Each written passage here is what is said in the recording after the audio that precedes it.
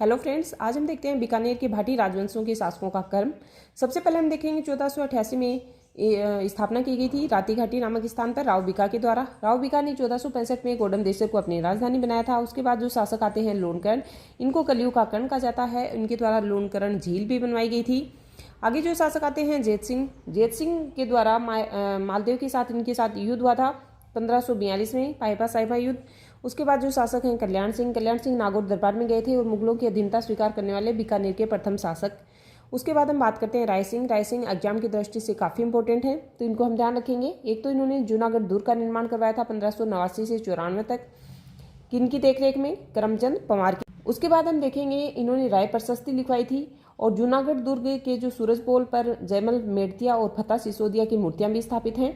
और उसके बाद हम देखेंगे कि जो अकबर हैं, अकबर ने जोधपुर का प्रशासन 1572 से 74 तक राय सिंह को दिया था। इन्होंने मुगल साम्राज्य का स्तंभ भी इनको कहा जाता है और 1612 में बुरहानपुर में इनकी मृत्यु हो जाती है। उसके बाद जो नेक्स्ट जो शासक आते हैं करण सिंह। करण सिंह जो अमर सिंह के साथ इनकी मतीरे की राड हुई थी, अमर सिंह राठौड़ के साथ, और इनको जांगलदर बादशाह भी कहा जाता है। उसके बाद जो शासक आते हैं वो हैं अनूप सिंह। अनूप सिंह के समय बीकानेर की चित्रकला का स्वर्णकाल था। उसके बाद हम बात करते हैं आगे शासक की सूरत सिंह, जिन्होंने भटनेर दुर्ग जीतकर इसका नाम हनुमानगढ़ दुर्ग रखा था।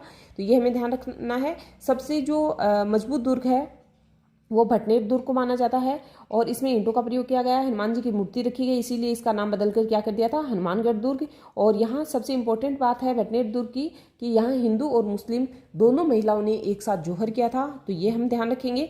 उसके बाद हम बात करते हैं सूरत सिंह के बाद सरदार सिंह। सरदार सिंह 1857 की क्रांति में राजस्थान के बाहर से अंग्रेजों की सहायता करने वाले शासक थे। उसके बाद हम शासक की बात करते हैं गंगा सिंह, जिनके टाइम में छपनिया काल पड़ा था और तीनों गोलमेज सम्मेलन जो कि 1930, 31, 32 में हुए थे, इसमें भाग लेने वाले राजस्थान के शासक थे वो गंगा सिंह थे। ये गंग नहर भी लाए थे राजस्थान में। इनको राजस्थान का भागीरथ भी कहा जाता है और वर्साय की संधि में एकमात्र राजस्थान में जिसने हस्ताक्षर किए थे वो थे गंगा सिंह।